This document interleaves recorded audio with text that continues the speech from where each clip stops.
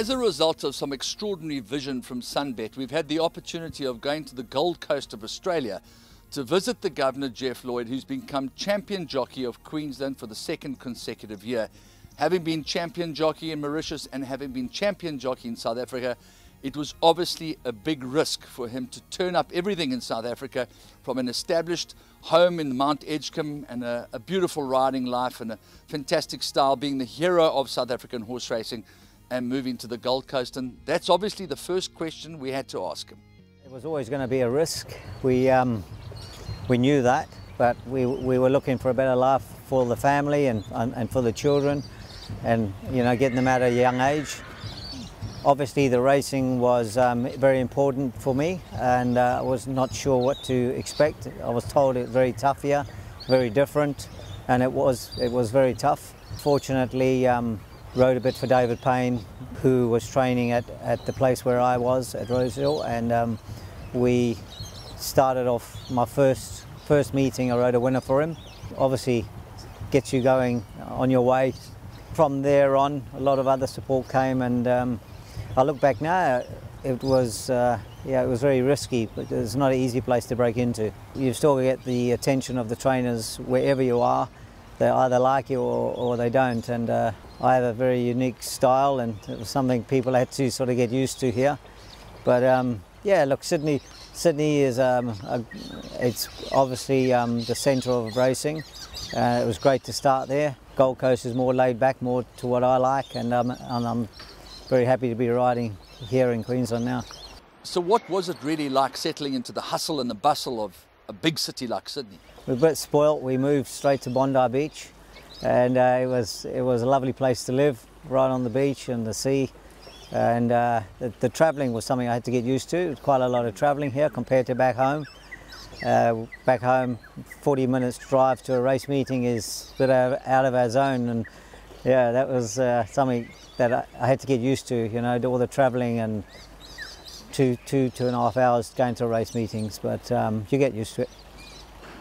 Jeff, you're normally quite a quiet and private type of person. What was it like settling into the hurly-burly of the Sydney jockey room? Yeah, I think every jockey room's different. You always get a character in the jockey room. You always get an Andrew Fortune, and there's no difference here. You get the loud, you get the quiet. I'm always very quiet in the jockey room. I don't say too much, but every jockey room's pretty much the same, and everybody seems to know your part, where you sort of fit in, who you can take the mickey out of, and others are a bit sensitive, but I fit in well. They're a good group of people. I came out with Glyn Schofield, so we had each other as well. But a couple of the guys I'd known from riding in international meetings, so I wasn't sort of out of place at all. The move from South Africa to Australia was actually relatively easy. I think a lot of people thought Jeff was mad to leave a country at the age of 46, where he had just come off a season of riding 12 Group 1 races, and come to Sydney, which was a very hard environment and very competitive environment. But he came and he did well straight away, and so racing wise he sort of went straight into his career, which made things a lot easier. As far as the kids and I went, we loved it from the start. It felt like home. It's very similar in a lot of ways to South Africa. The weather, and there's so many South African people living here that you walk down the street and you actually feel like you're at home. But the move went very smoothly. I was lucky my whole family immigrated with us, so yeah, it was very easy for us to make the change. Was there any specific race that really set Jeff Lloyd's career alight in Australia? Like I was very fortunate when I came here that I did well straight away, and I'd only been here I think 2 months where the Australian Derby came along, and David Payne had the favourite in the race, Guillotine, and I was standby whether to ride that or not. And Hughie Bowman, our leading rider, was booked to ride him, but yeah, there was rumours he might be getting off it. So I was standby for that horse, but then in the interim galloped a horse from New Zealand called Non Bijou, who was 40 to 1 at the time. And I gave him a gallop, and straight away wanted to ride. I said, no, this is what I'm going to ride. Told David I'm not standing by on Guillotine, although he was favourite. I said, I've ridden one now, I think we'll win. And he thought I was bad. And ended up the owner liked to have a bet, and they had a nice bet on the horse, and it won. So that was great. You know, you look back now, it was amazing just to, you know, get a ride in such a prestigious race here, and to win it was obviously good. King Dakar's had enough from Steel Giant. Guillotine trying to weave through, and Latorio's trying to get into the clear, and right along the inside is Nom de Jure. It's Red Ruler going up to Dealer Principal, and Nom de Jure got right along the fence here. It's the Kiwis fighting it out, but Nom de Jure has taken the shortcut on the inside from Red Ruler. It's Nom de Jure and Red Ruler fighting it out. Nom de Jure's a length in front, and Nom de Jure's holding Red Ruler. It's a Kiwi Quinella. Latorio got third, and then came Dealer Principal, followed by Guillotine. It was my biggest win in my life. It is, by far. Hootson's win in the Magic Millions set you up for a lot of recognition in Queensland. So please take us through that race.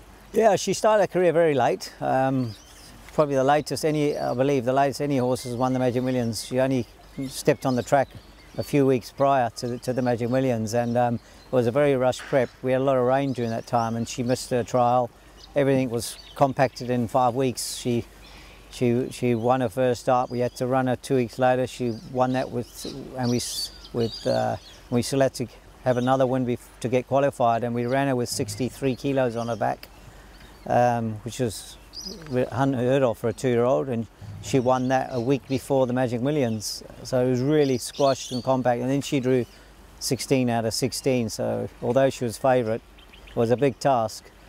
We were very confused before whether to ride her. There was a lot of speed in the race. Would we kill her to cross them, or would we come out and try and find a slot somewhere? And it all depended on the way she jumped. And my first plan was to get out as quick as I could, be aggressive for 100 metres, and then sum it up from there. And in 100 metres, I could see that I had them covered, and quickly got across to the fence, and that was it.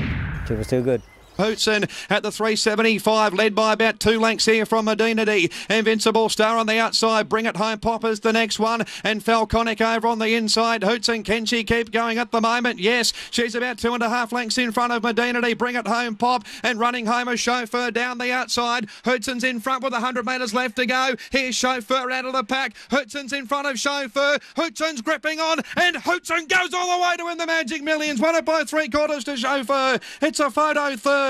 Obviously all the stats and the records all speak for themselves, but the part that I'm the proudest of is the mark that he's left. You know, I see the hours and hours of work that go into every single race meeting, whether it's a small race at Ipswich on a Friday or a Group 1 race. I see, you know, I often wake up in the night and I look and he's not next to me in the bed, and I go and see where he is, and he's watching reruns, he's studying form, he's trying to find, you know, a horse for a race. He never switches off. His brain is just racing 24 hours a day. So, you know, I see that hard work and I see everything he puts into it. So I know that every step that he's made has meant a lot to him. Jeff, you won every single major Grade 1 race in South Africa, bar the Vodacom Durban July. And after having competed in this race on 25 occasions and having finished third on 11 occasions, one hell of a record. What does it mean to you to participate in this year's Vodacom Durban July? From a South African perspective, it is the race everybody wants to win. It's the Melbourne Cup of Australia. I rode in it when I was 16 as a young apprentice, and I ran third in my first attempt, and had a lot of goes since, and run third 11 times. It's a bit of a joke to the jockey room and to racing, but I'm the third box jockey, and it's I don't take things too serious in racing. I understand there's a lot of ups and downs, and you can't win everything, and I've had a great career, but obviously it is the race that from a kid I've always wanted to win. And that's why I'm coming back to have another try before I retire. With my son being in South Africa as well, it's a no-brainer to sort of go and see him and have an attempt. So I thank Justin for the ride on Made to Conquer, and he's certainly a nice horse. Looks like he's improving, and it'll be great to. It'll be a fairy tale if it has to come off. Jade and Zach are both keen to become jockeys. It's something that I never really wanted, even though I myself was born into racing. You know, we've seen the good side of it, you know, ever since Jeff and I have been together. You know, Jeff was already champion jockey, so my kids have seen the good side of it. I know that there's a completely other side too. I know how hard it is. I know the hard work. I know, you know, all the lows and the injuries and the other side to things. So yeah, I wasn't keen, to be very honest, and we tried to keep them away as much as possible. We never really did the whole pony club scene, but both of them love it. You know, they're both keen sportsmen. They've always loved horses, and their knowledge of racing for kids so young is huge, because they sort of like sponges and they learn from their dad and ask questions all the time. So eventually Jaden came to us and said, well, if you're not going to teach me how to ride, I'll go to a boarding school where they have an equestrian side to the school. And Jeff was like, well, I think I need to find them somewhere to ride. So he found someone on the Gold Coast, and he started taking the boys once a week, and you know, he just started teaching them straight away race riding, not the equestrian side of it. So yeah, they learned and they picked up very quickly, and yeah, they're both very keen to do it, and so we just got to support them now and hope for the best. And Zach, how do you feel about becoming a jockey? Feels good.